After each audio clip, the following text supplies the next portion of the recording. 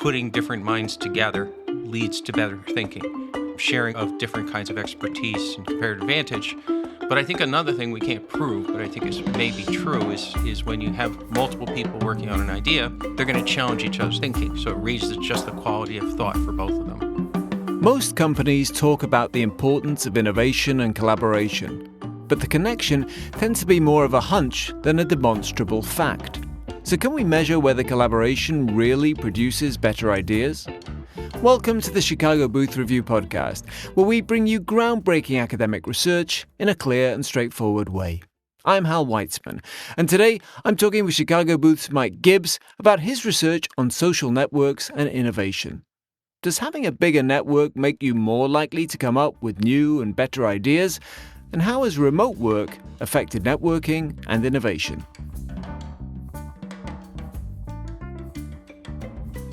Mike Gibbs, welcome back to the Chicago Booth Review podcast. Hi, Hal. Good to be here. Now, we got you here to talk about your research, which is about social networks and how they affect innovation. Those both seem like pretty vague terms, social networks and innovation. What's the data? How do you measure this kind of stuff? What's the data you used? Well, there's two parts, but they come from the same thing. We have innovation data from an Indian company, HCL Tech. This is the fourth study we've done with data from HCL. And they have an employee suggestion system, which they consider to be very important to them. And they run it for many years. And we collected data on ideas suggested by employees. So that's the innovation data. And I can tell you more about that if you like later. And then the second part is we used those data to get measures of social networks among employees who are innovating. So many ideas are suggested by multiple employees, for example, and that's a connection.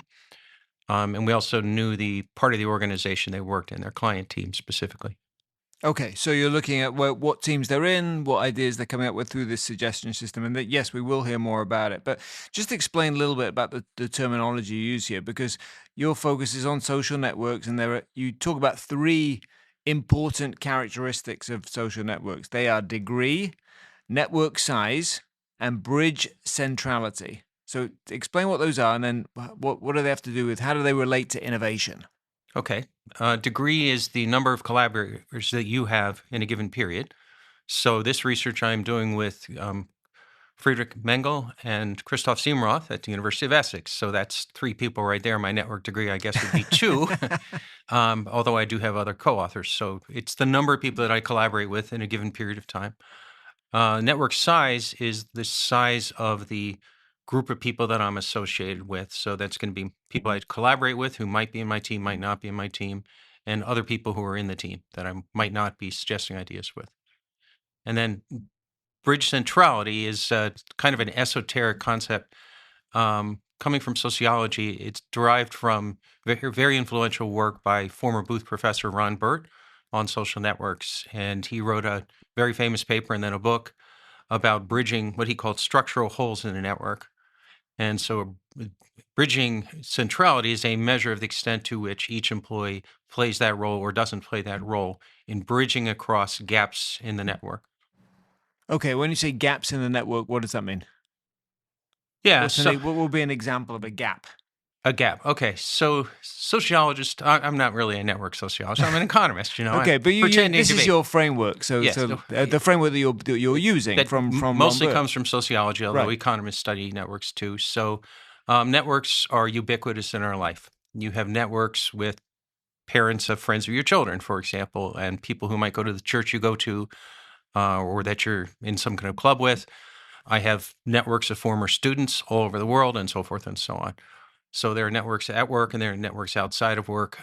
What's interesting for sociologists often is how those networks function and the value they might bring to someone's life, and in particular their career, in my case, in the work by Ron Burt.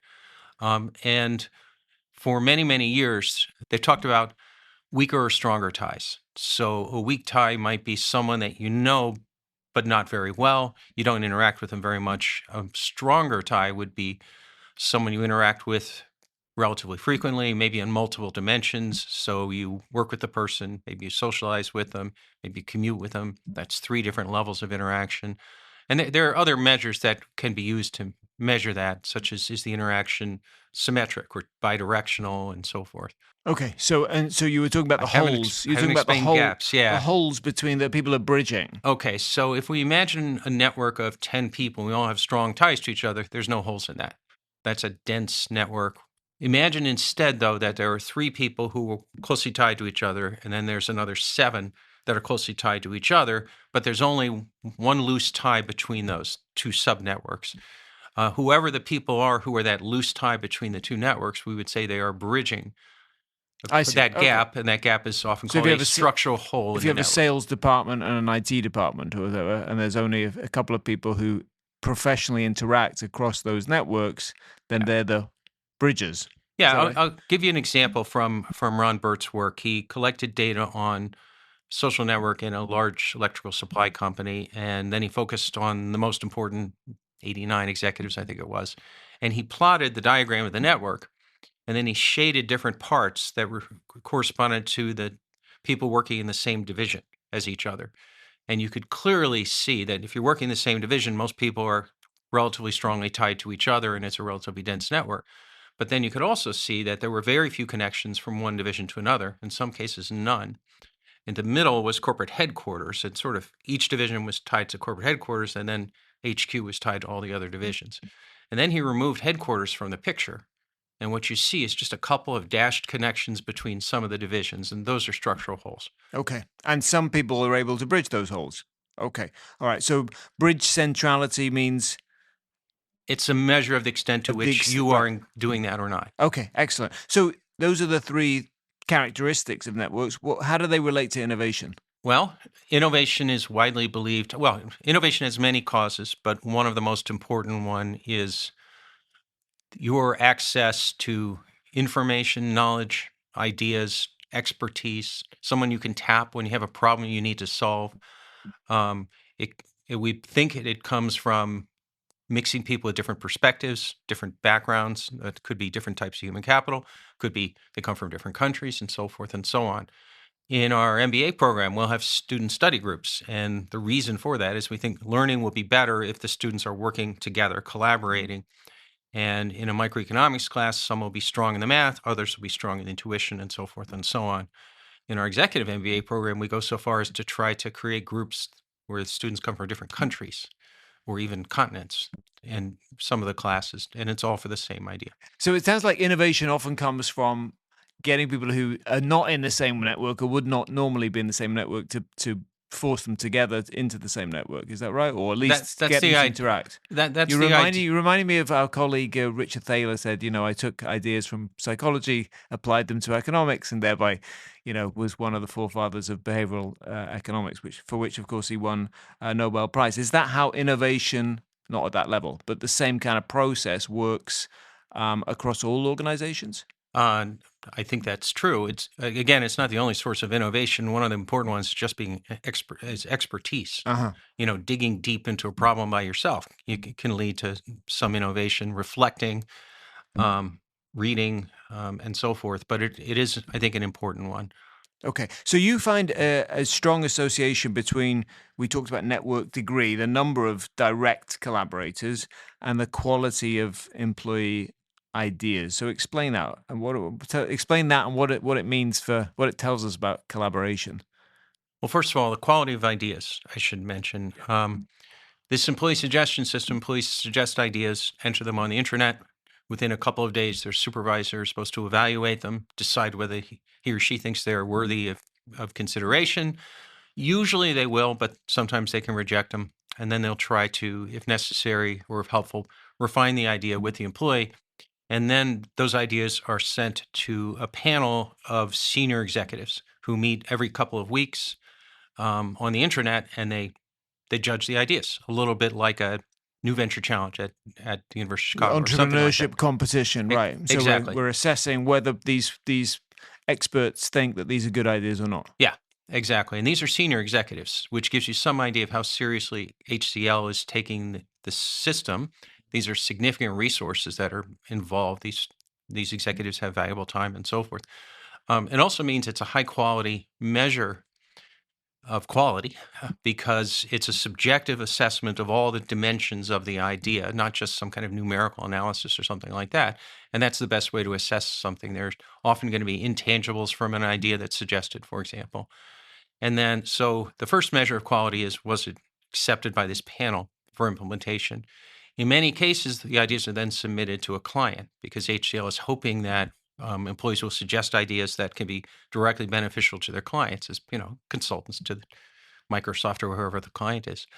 And so our second measure is when the ideas are submitted to the client, were they accepted for implementation or not? And again, that's a very meaningful measure because the client is external to the organization. They have no incentives to bias their evaluation of these ideas. So the quality, the higher the idea, the high quality of the idea, the greater the network degree. Is that the association? Yes, the correlation, I guess. The correlation, right? Okay, so there's the more direct collaborators have been around the one particular idea, the higher quality it tends to be. That's true, but also if I may suggest multiple ideas. So it's the number of collaborators I have, and they may not have worked on this particular idea with me. So, for example, I have co-authors for other research. They're part of my degree. But the main idea is if I collaborate with multiple people, my ideas tend to be of higher quality, which I think is really nice evidence of this idea that putting different minds together leads to better thinking, sharing of different kinds of expertise and comparative advantage. But I think another thing we can't prove, but I think is maybe true, is when you have multiple people working on an idea, they're going to challenge each other's thinking. So it raises just the quality of thought for both of them. Okay. But I also noticed that you found that this, as you call it, positive collaboration effect is instantaneous and short-lived. What was that finding about, and how do you explain that? Yeah, I think the way I think about that is I've collaborated with you on this idea. Now I'm going to move on to other things on my work or other ideas. And if I'm not collaborating with you on those ideas, our relationship doesn't really matter for this new idea, because if it did, I would probably be going back to So it's not the collaboration in itself, it's the collaboration on this particular idea. Right. That is actually the thing that produces the innovation. Or the quality of that, yeah. Okay, so you referred to this this literature, the classic literature. Ron Burt influenced a lot of it on social networks, and this idea of structural holes in organizations, and we explained a little bit about what that is. But your findings, I think, diverge a little bit from the conventional view of the significance of these structural holes. What was the traditional view? And then what's your nuance that you gloss onto that?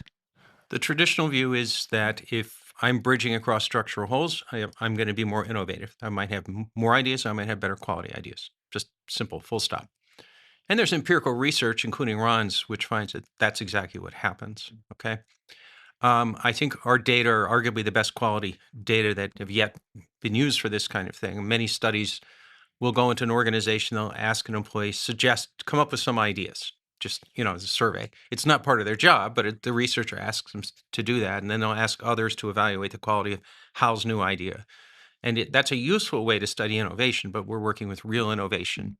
The other thing is we have data on the same people over time. We see them collaborating with some people sometimes and sometimes not. Sometimes they don't suggest ideas, sometimes they do. So we can look at sort of the dynamic aspect as well. So what we find is that if you are bridging a structural hole, the quality of your innovation tends to be lower during that period of time, which is what's different than the conventional wisdom. However, later on, say next year or the next year after, the quality of your innovation improves compared to what it would be otherwise, and the net effect is positive. So bridging does improve your innovation, but it takes some time. And the benefits accrue only after the cost of playing the role of brokering across structural holes. And what's driving that? Is it because I'm just not an expert, and as I'm getting up to speed, and as I'm bridging the hole? Kind of. When you're seeking help from others outside of your direct network, you're probably doing so because you want access to their ideas or knowledge or expertise or something like that. But first of all, you need to spend some time making that connection, because by definition, it's going to be a relatively weak one. And second, some translation might be needed. I might be asking a sociologist to help me understand network sociology, but then I have to listen to that person I'm getting new ideas. I have to absorb them. I have to understand them, and I probably will do so imperfectly at first. So there's some effort involved and some translation cost in brokering, but it does pay that benefit later. And then the other thing we found is that if you're a broker, while it may harm your innovation initially, it benefits your colleagues in your network immediately. So it's as though you have what economists would call a positive externality effect. Okay, and the difference with the conventional thinking is that people thought or the idea was that benefit came immediately, that you were immediately more innovative just through the act of being a broker. As I understand that literature, Yeah. coming at it from the outside, Okay, I'm crossing boundaries here myself. So you're introducing this idea that it is beneficial, but only over time. Right, and there's a cost involved with a payoff later. And then the second thing, which I think is not really a surprise, but is important, is that you have this positive externality for your colleagues. The fact that you have gone to the trouble of playing that role means they benefit right away because they don't have to pay the cost. They just have a direct tie to you. If you're enjoying this podcast, there's another University of Chicago Podcast Network show that you should check out. It's called Not Another Politics Podcast. Not Another Politics Podcast provides a fresh perspective on the biggest political stories, not through opinions and anecdotes, but through rigorous scholarship, massive data sets, and a deep knowledge of theory. If you want to understand the political science behind the political headlines, then listen to Not Another Politics Podcast, part of the University of Chicago Podcast Network. Mike, in the first half of the episode, we talked about social networks, the effect they have on innovation, and essentially the finding was that the more direct collaborators you have, the better quality your ideas are. We talked about how you measure quality, and we talked about this idea of brokering between different groups, filling these structural holes in organizations. But of course, one of the main things that you and I have talked about in the past couple of years has been remote work, and how remote work, both when it was fully remote during the pandemic and more recently when it's been hybrid, has affected the productivity and innovation and everything else. So what did you find about how remote work affects these innovator networks that you were studying? So it wasn't really our intention to write a paper on remote work, although we've written two before with data from HCL. But it did occur to us that we might as well see what are the effects of working in the office or remotely on social networks.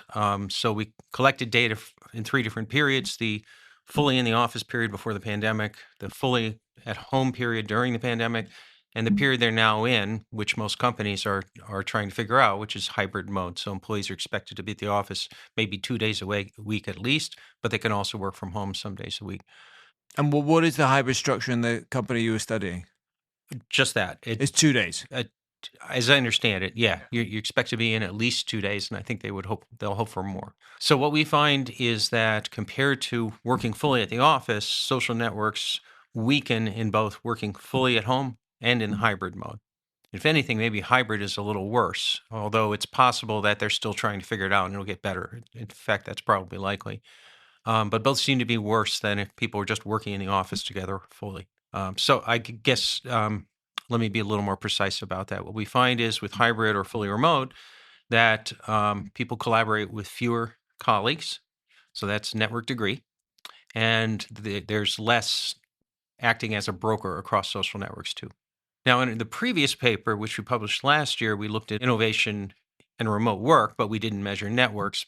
But what we found there was that innovation suffered both in fully remote and in hybrid mode compared to fully at the office. And I think now we have an explanation for why that is, because the networks suffered, and the networks are a key to innovation. Right. I'm wondering, though, listening to you talk about that, whether organizations could force networks to be formed, like whether I could force, Mike to go and work with Jerry from accounting, even though you don't know who that is, because I know that something wonderful is likely to come from it, or I somehow and organizations have tried to do that. Mm-hmm. So, Yeah. I mean, is it necessarily about the modality, or is it about just what the modality causes, which is people tend to retreat to the group they know? So part of it is the modality. I'll come back to your first question in a second. about forcing people to work with new colleagues. What we found in the previous study of innovation is that hybrid was particularly it had a particularly negative effect on innovation for teams that weren't coordinating when they were in the office or when they were at home. We had data on when they went into the office because they had to swipe their ID. So we knew exactly which days they were there, which hours they were there, literally, and we knew which team you were on. So when teams were not coordinating so that they all showed up at the office at the same time, their innovation was significantly worse. So that's an obvious thing that could be fixed, and that will help. But that doesn't mean it resolves the problem, which is we're not all in the office all the time. Sometimes we're at home, sometimes we're interacting in the office. To your earlier question about forcing employees to work with someone from somewhere else in the organization, to some extent you can do that, but the problem is who? So Ron Burt has a famous phrase, productive accidents. And what he means is a lot of networks, the benefits of networks occur because we form a relationship with someone we never knew before. So most of my academic collaborators are not here at the University of Chicago. They're people that I met at an academic conference or something like that. They're different universities. And I didn't know they existed until I met them at a conference, right? So what we'd like is for people to be in the office and interacting, not just with their direct colleagues, but finding ways to bump up against people in other parts of the organization. Maybe we rotate them to different teams or something like that. We have meetings that are cross teams so that people can interact. The structure of our building, our main building, Harper Center, I think achieves some of that with Chicago the glass booth, lounge. Right. Literally everybody walks through that central space. So you're constantly seeing former students and colleagues that you don't normally run into and so forth. Mm-hmm. And your theory would be that that accidental nature is going to be more productive or more innovative than if I say, right, I'm going to set up a task force and I'm going to put you three on it. Three people who don't know each other. No, I didn't. I don't think I'd say that. Deliberately seeking out someone who has an expertise that's complementary to yours. That makes a lot of sense. So you just find out who that person is, or you ask them, and do you know someone who knows something? But productive accidents matter as well. They can take you in unexpected directions, and that's a really important source of innovation. And that seems to chime with a lot of the sort of homespun wisdom from CEOs, I guess, their expertise, their hunches about we need to get people back in the office, just to have those so-called water cooler conversations, get people to bump into each other. The thing you did mention that I want to pick up on is about hybrid work. You found that hybrid had stronger negative effects on network structure than fully working from home. Why is that, do you think? I think it's because hybrid makes coordination across the team more difficult. If we're all working at home, at least I know where you are and how to reach you. If we're sometimes in the office and sometimes at home, I may not be sure if this is the day you're in the office or not. It may not be the same as the day I'm in the office.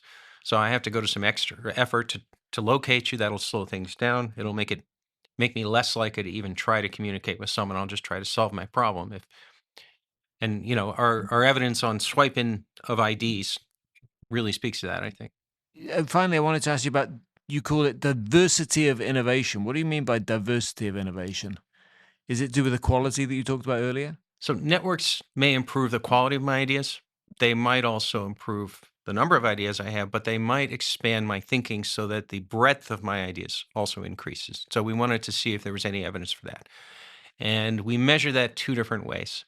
The number of teams of collaborators that I worked with. So I don't always have to suggest ideas with someone only on my team. And the second was HCL provided categorizations of the ideas into different types. So we measured how many different categories of ideas you were suggesting. And what we found is that those who were acting as a bridge, more of a bridge across structural holes, had broader diversity of their ideas, which is, I think, a really nice illustration of these concepts. How playing that role, brokering to disconnected parts of the network, opens you up to new ways of thinking and unexpected innovation, if you will. Yeah. Well, Mike Gibbs, this is fascinating. Thank you very much for coming and talking to us about social networks and innovation. Thank you. That's it for this episode of the Chicago Booth Review podcast, part of the University of Chicago Podcast Network. For more research, analysis, and insights, visit our website at chicagobooth.edu/review. When you're there, sign up for our weekly newsletter so you never miss the latest in business-focused academic research. This episode was produced by Josh Stunkel. If you enjoyed it, please subscribe and please do leave us a 5-star review. Until next time, I'm Hal Weitzman. Thanks for listening.